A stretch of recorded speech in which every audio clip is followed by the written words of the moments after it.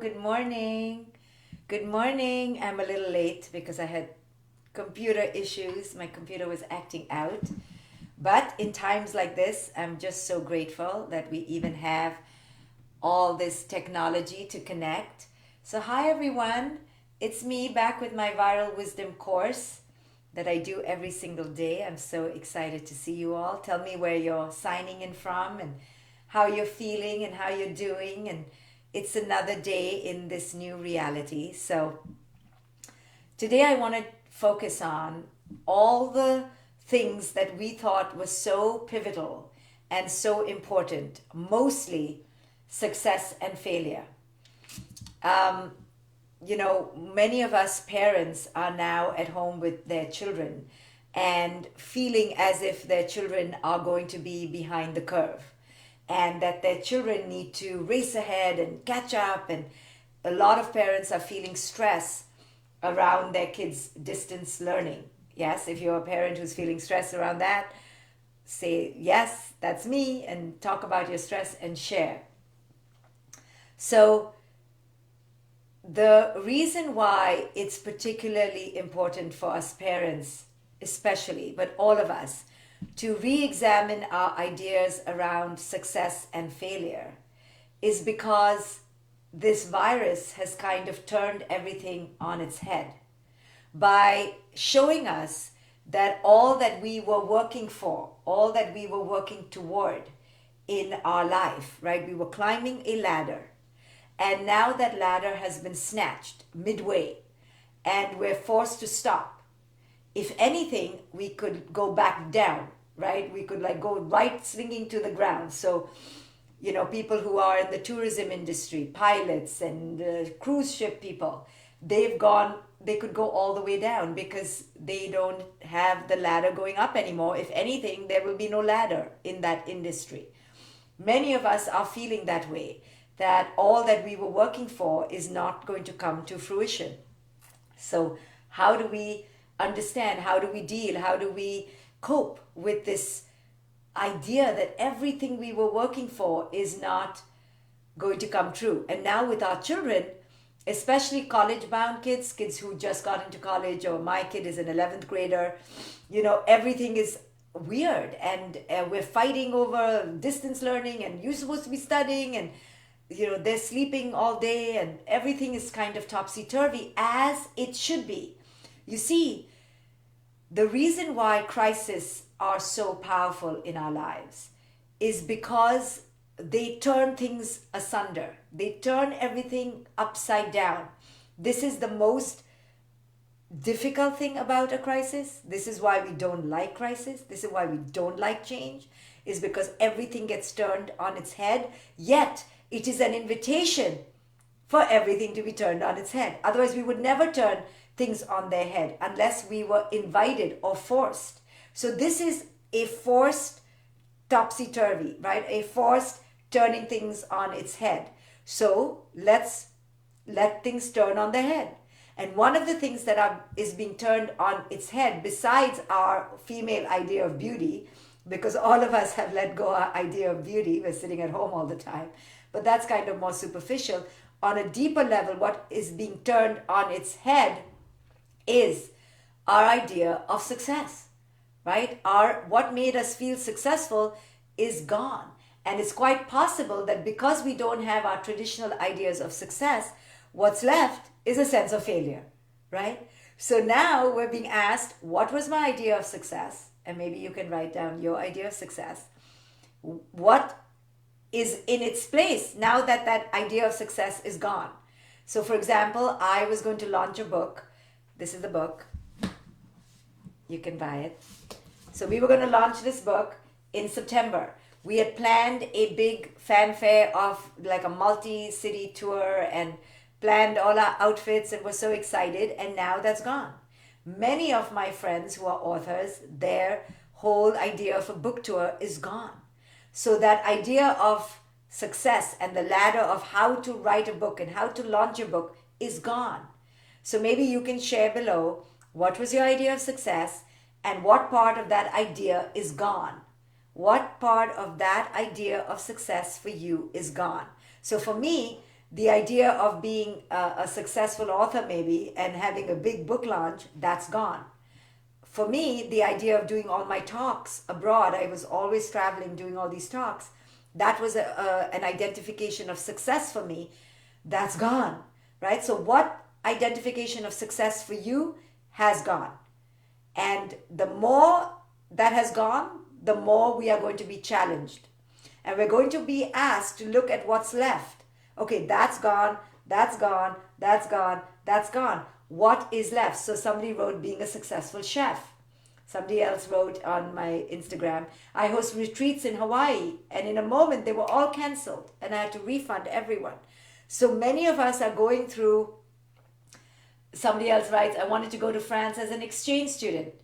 Princess writes, everything was taken away from me at birth as my mom hated me and wanted a boy. So she has an even deeper trauma, right? So many of us feel like things were gone. Lynn says we work in tourism. No tourists this year. So many of us are experiencing a complete transformation, right? Especially those of us who traveled, who relied on public outings, public showings, public audiences. So we are being challenged universally.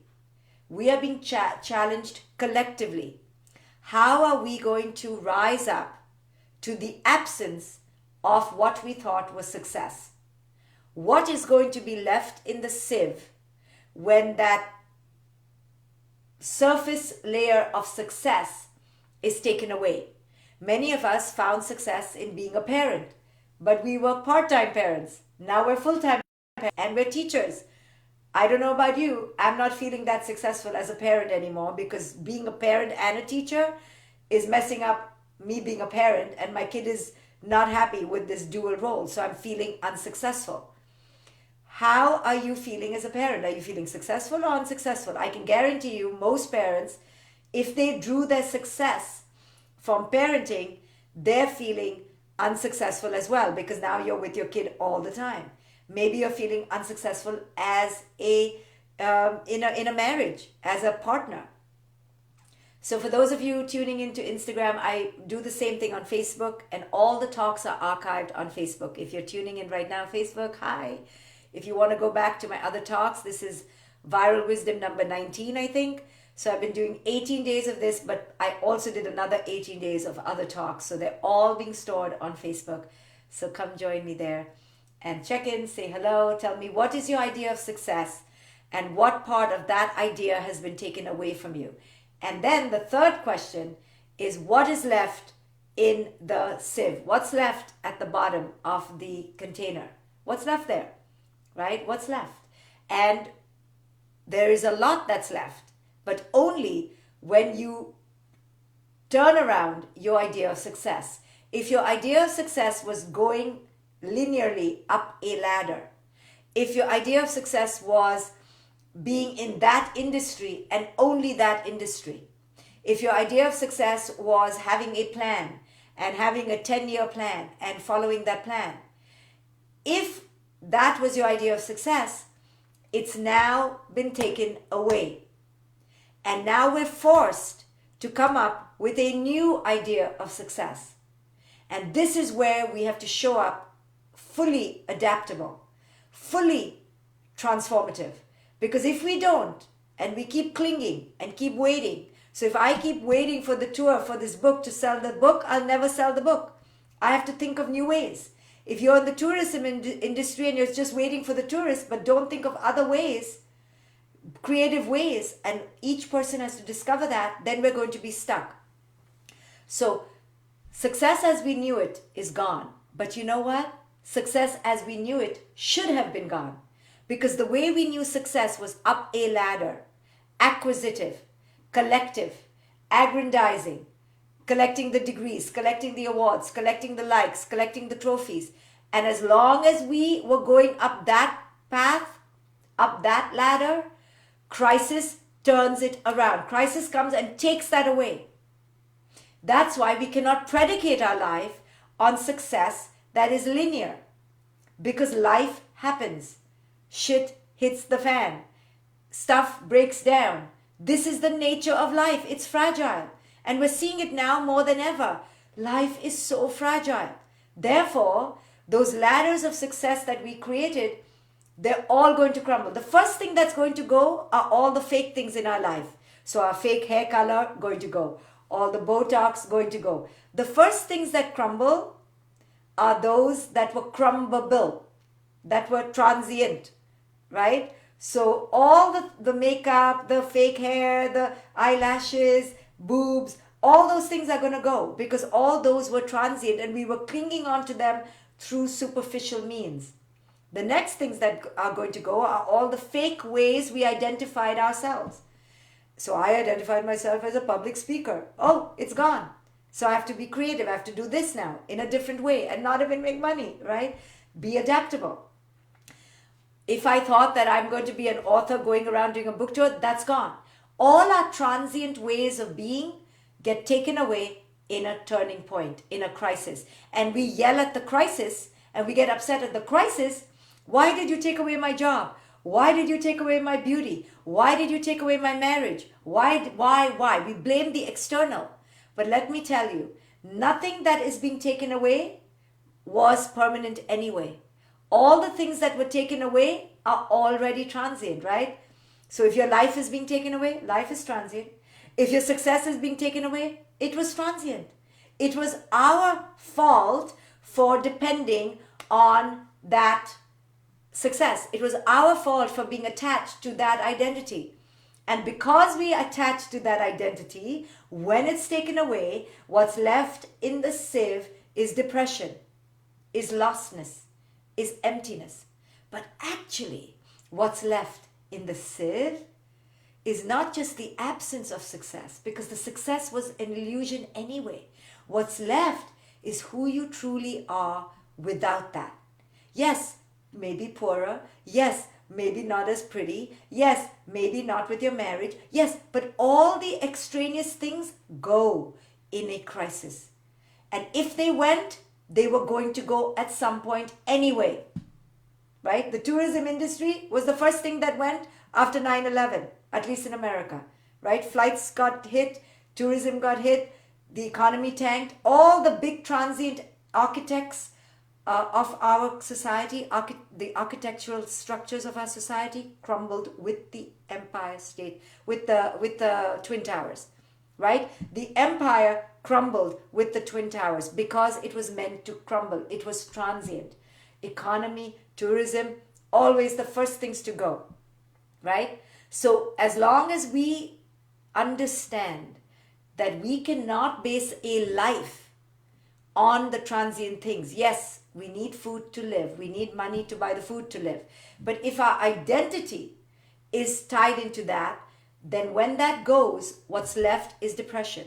So for women especially, if our identity is tied into our beauty, and you know, all women know, our identity is tied into our hair color and our youth and our beauty. When that goes, we're not prepared for it. Instead of preparing for it, being ready for the wrinkles, and no one likes wrinkles, yes? I don't like them either. But wrinkles are a metaphor. When we are ready for the wrinkles, the job loss, the hair loss, the youth loss, the beauty loss, the marriage loss, when we're already entering life ready to lose, because we know these are transient things, they're going to go, they're going to go, they're going to go. Then when it does go, we are slightly more healthy about it. So this is my house, right? So when I bought this house and past houses, my practice to not get so attached to this house is to keep reminding myself, it's not my house. It's not my house. It's not my house. Because I see how attached I am to it, I do the antidote to go, it's not my house. It's not my house. Now, I'm not saying I'm not attached. I'm saying I have the wisdom to see I'm deeply attached. And this is a transient thing. And there could be Hurricane Irene, Sandy times 2 next time, and it could go. So how do I prepare for it? Not through paranoia and phobia or living in the future, but understanding the transience in the moment. It's not my house. It's my house. It's not my house, right? It's my child. It's not my child. It's right now. It's only right now, right? Understanding the non-duality of ownership, loss. permanence, impermanence, right? There's only permanence in the now, only right now, right? My marriage, not my marriage. I own my partner, I don't own my partner. I am young, I'm not going to be young forever. I have success, oh, it could go away. I have money, oh, money can go through my fingers. All of our external attachments are in transient and are transient, are not in transient. So as long as we are aware of that, I have it, I don't have it. Whatever you're holding, understand you are as much dropping. As you hold, you drop, right? I say the more you outstretch your fingers, the more there are holes in it. The more you want to grab, the more there's holes in it, which is speaking to the detachment from transient structures in our lives. Detachment from the form, detachment from the external. Understanding that the more you attach, the more will be your loss, right? So can we have the wisdom to know that, yeah, I like that ladder. I want to climb that ladder. But that ladder could be taken in 1 second. And in a crisis, it gets taken away. Everybody's ladder in some way is being taken away. So instead of tantruming, instead of fighting, instead of thinking the world is unfair and unlucky and not so loving toward you, unloving, we can have the wisdom to go, this is what crisis does. It would have come with my cancer diagnosis. It may have come with the breakdown of my marriage. It may have come with the accident. It may have come when I broke my leg. At some point, every life is a crusade of one accident after another, one malfunction after another, one death after another. So our ideas of beauty, success, youth, but especially success, because all of us count on success to be identified with. We count on it. We want that linear, organized way of climbing up a ladder so that we feel we are. When that is taken away, there is complete dissolution. Instead, what we can do is recognize that that ladder of success was going to go in the first place. It was about to go. So like I said with my house, it's my house, but I'm aware it could go like this. So I'm training myself. It's my house, not my house. It's my child, not my child. It's my face, not my face. It's my body, not my body. Right? It's my phone, not my phone. Right? Everything we cling, as much as we're taking, we have to drop it. And unless we learn to live life in that dance, we will suffer. So now, when we surrender that we don't have that ladder of success, yes, you don't have it, I don't have it, and millions of us don't have the traditional ladder of success. So now, what do we do, right? What do we do with the now? What do we do with this full wisdom that we need to surrender that ladder of success? Well, now we need to come into the awareness that there is a new ladder or a new moment, right? It's another moment. It'll go away too. But we can completely reinvent ourselves in the present. It'll take time, but we can do it. We can adapt to the present moment. Holding on to that ladder may not be the best thing. Similarly, holding on to that relationship may not be the best thing. We can adapt, but we can only adapt when we're willing to see the illusion of holding on. We can adapt only when we're willing to let go, right? Most of our suffering in life is because we're not willing to let go. So only you know how much you need to let go. Some of you may go back into tourism, may become pilots again, may become cruise ship workers again. Maybe it'll reinvent. You have to decide how much do you want to hold on and when do you completely cut.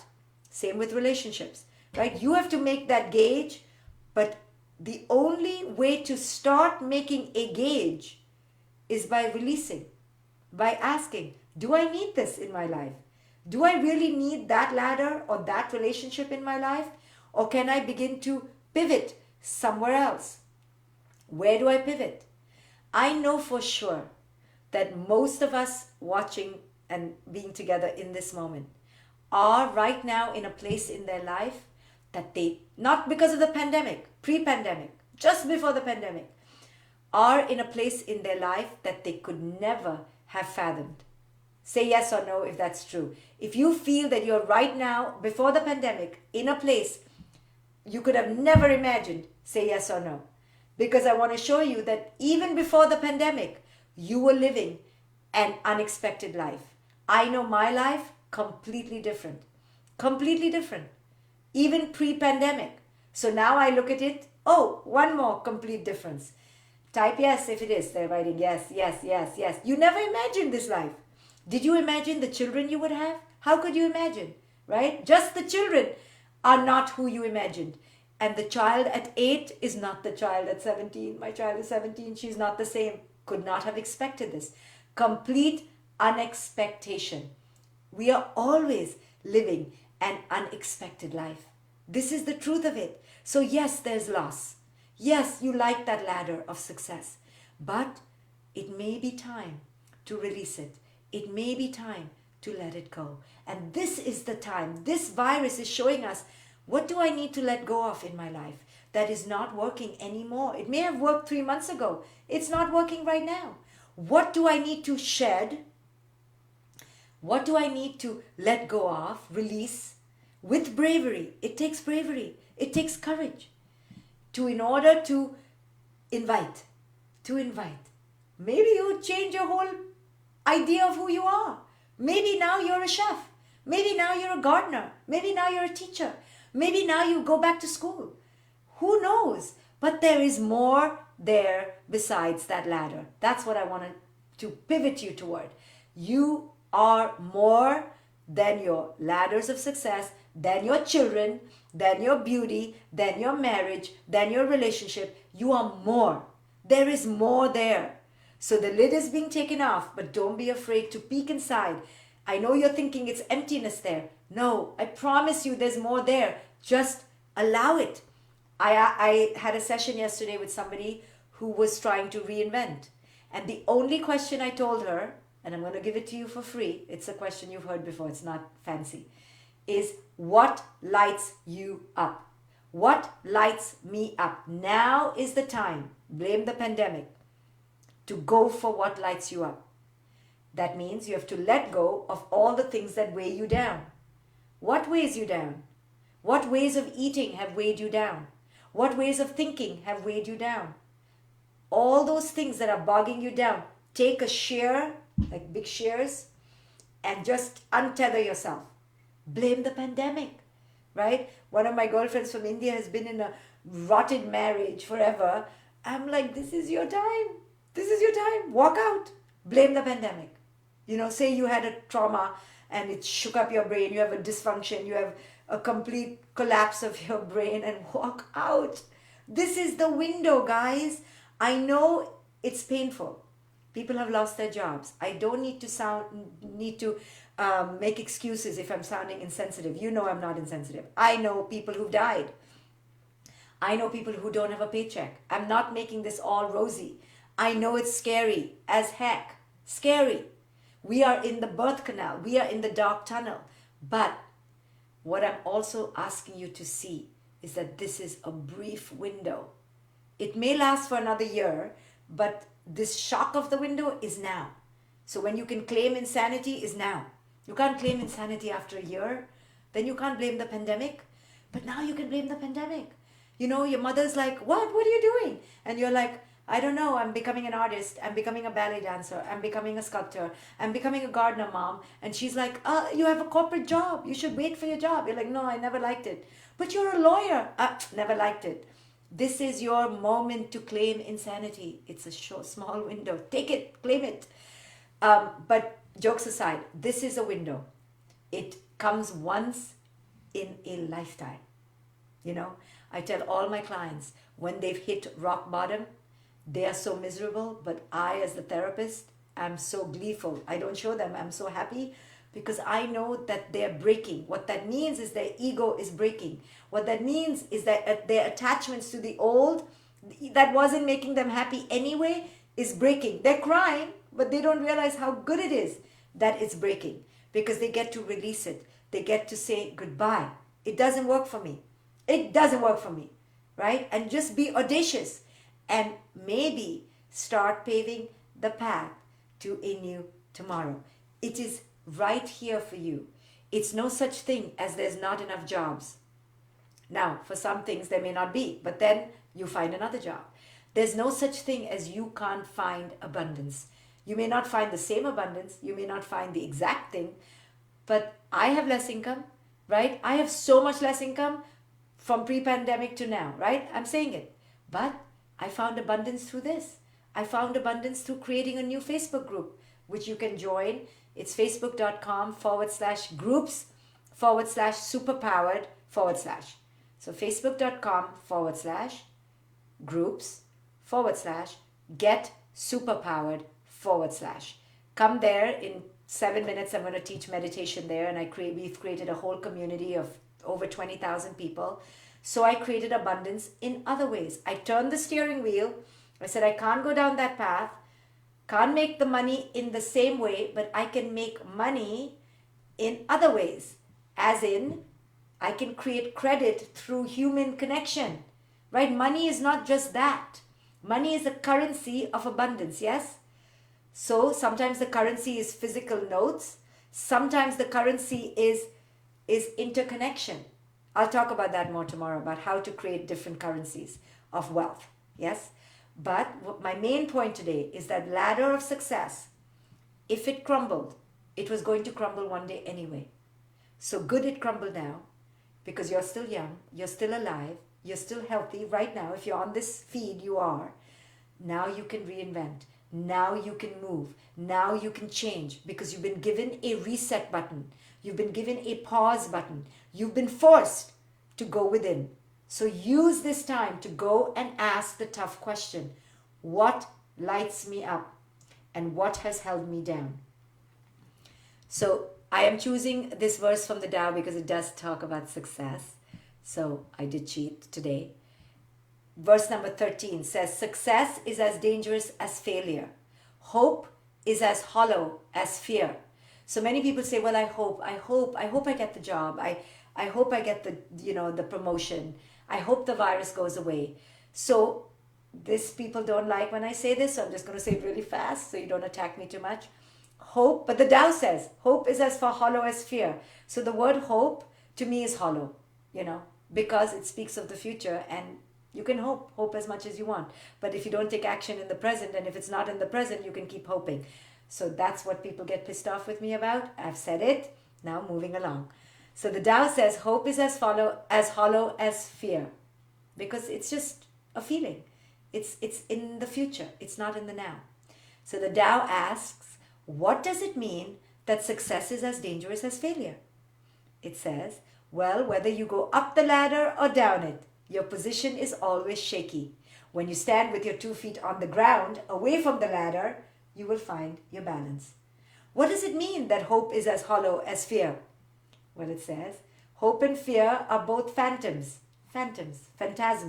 chimerical mirages, bubbles that arise from thinking of the self. When we don't see the self as the self, what do we have to fear?